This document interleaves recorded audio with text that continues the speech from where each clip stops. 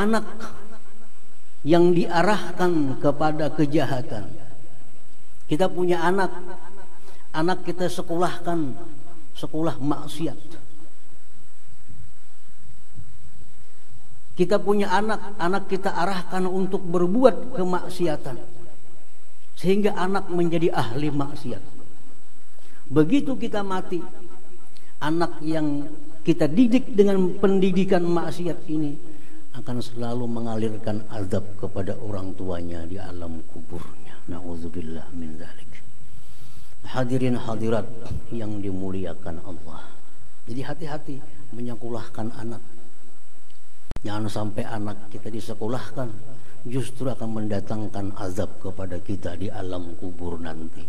Pastikan bahwa anak kita yang kita sekolahkan itu akan mendatangkan rahmat kepada kita di alam kubur nantinya. Nah, hadirin hadirat yang dimuliakan Allah. Awaladin saleh atau anak yang saleh. Walad itu artinya anak, termasuk anak itu laki-laki maupun perempuan. Jadi dalam bahasa Arab walad itu yasmalul ibna wal bin, mengandung anak laki-laki, mengandung pula maknanya anak perempuan.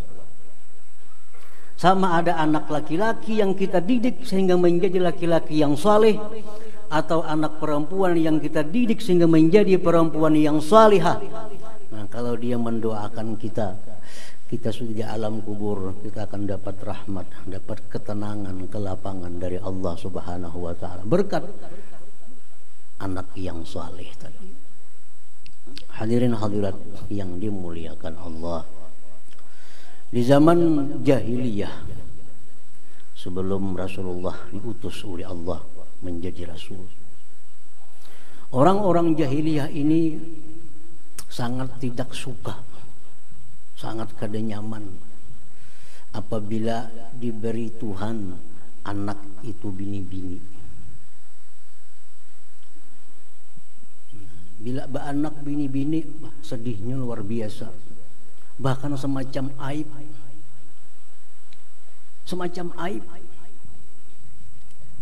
Kalau bini melahirkan anak perempuan. Ada yang mengurung diri dalam rumah sampai sebulan, 2 bulan, supan turun ke tanah karena bini melahirkan anak perempuan. Itu zaman jahiliyah. Makanya ada waktu itu dikubur anak perempuan lagi hidup-hidup. Karena anak perempuan mendatangkan aib. Kadang bisa dibawa berkebun, kadang bisa dibawa beternak, kadang bisa dibawa berperang. Kalau diberi Allah anak perempuan, sedih dan marah di dalam hatinya. Nah, demikian itu masih terasa di zaman Rasulullah sallallahu alaihi wasallam, karena waktunya masih berdekatan. Rasulullah sudah diutus,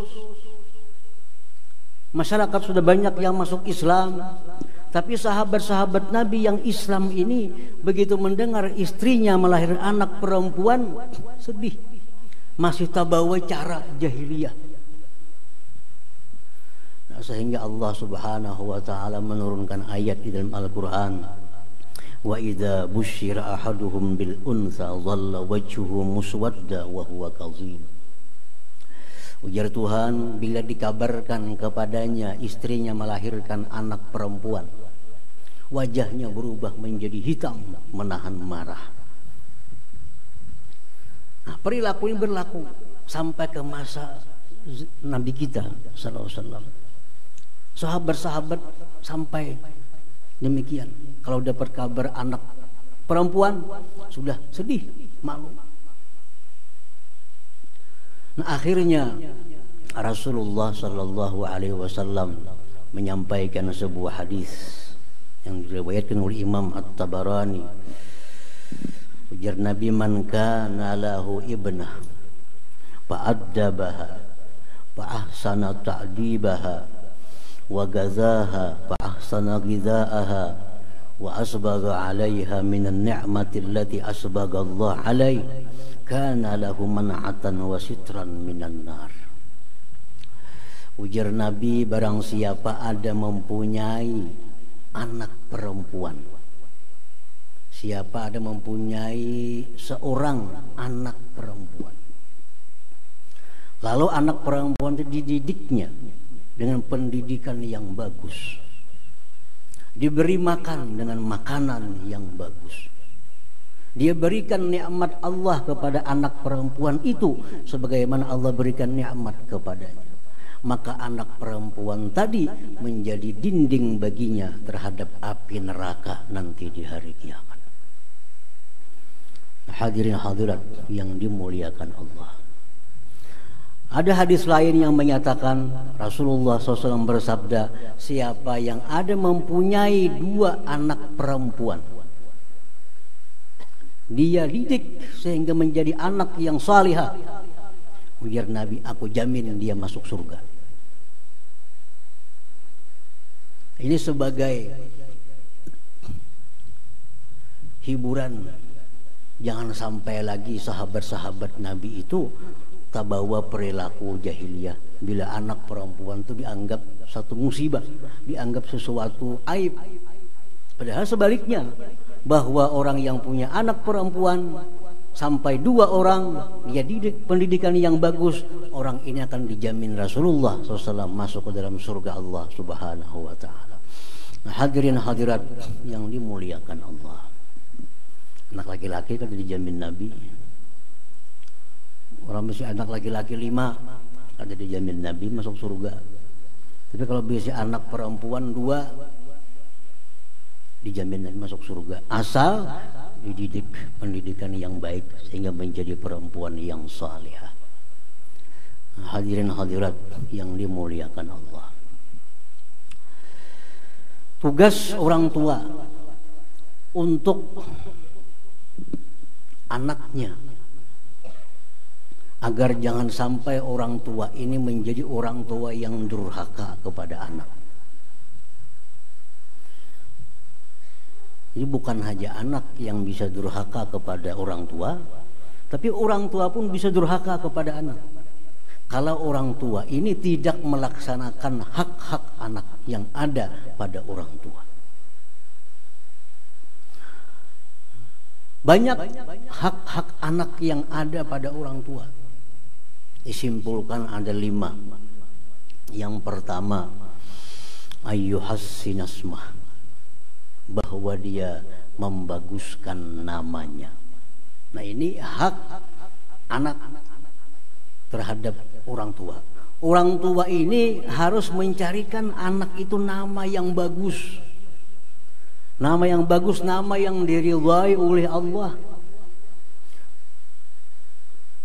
Nah, kalau anak ini diberi nama dengan nama yang tidak bagus, anak ini durhaka kepada orang tua, jangan salahkan anak. Karena orang tua sudah durhaka kepada anak, memberikan nama yang tidak bagus. Di zaman Sayyidina Umar, seorang laki-laki datang membawa anak. Wahai Amirul Mukminin, ini anak durhaka kepadaku, berikan dia nasihat. Jar Nabi, wahai laki-laki, siapa garang anak ikam itu ngarannya? Guys, laki-laki itu ngarannya Ju'li. Ju'li itu artinya kelelawar. Pantas Nabi anak durhaka lawan ikam. Sebelum anak durhaka kepada ikam, ikam sudah durhaka kepada anak. Kenapa? Anak diberi ngaran kelelawar. Ini nama yang tidak bagus. Jadi berilah nama yang bagus, nama yang diridhai oleh Allah Subhanahu wa ta'ala. Seperti ibaratnya laki-laki nama-nama Rasulullah, nama-nama para anbiya, nama-nama para aulia. Perempuan nama-nama para aulia, waliyah, para waliyah, nama-nama anak Nabi, nama-nama istri Nabi. Atau nama yang mengandung makna yang bagus, yang mengandung doa kepada si anak. Nah, pertama itu haknya anak kepada kita agar anak ini diberi nama-nama yang bagus. nama yang disukai oleh Allah Subhanahu wa taala. Nah, yang kedua ayyauqah. Ini hak anak yang mesti dilaksanakan orang tua, mengakikahinya. Mengakikahi. Itu haknya anak. Rasulullah SAW bersabda, kullu ghulamin rahinatun bi aqiqatih. Anak itu, ujar Nabi kita, tergadai dengan akikahnya. Imam Ahmad bin Hambal mengatakan bahwa anak yang tidak diakikahi itu tidak akan bisa memberi syafaat kepada orang tuanya di akhirat nantinya. Anak yang tidak diakikahi itu rahina, tergadai. Artinya kada bisa memberi syafaat kepada orang tuanya di akhirat nantinya. Ini akikah. Nah, akikah itu panjang waktunya sampai usia balik. Kada mesti 7 hari, walaupun yang abdal 7 hari. Tapi kalau kita kada berduit ditabung. Sehari berapa sampai kena anak umur 15 sampainya balik. Masih haknya kepada orang tua agar diberi akikah ini anak. Ini umur 10 tahun kah, kena umur 11 tahun kah, sampai terkumpul duit kita untuk akikah tadi. Anak akan menuntut kita, kenapa ulun kada diakikahi jarnya kita di akhirat. Nah, akikah. Akikah itu pada intinya adalah menyembelih hewan, kambing. Biasanya tempat kita kambing. Nah, rahasianya apa? Akikah itu menyembelih kambing. Kambing itu kan hewan.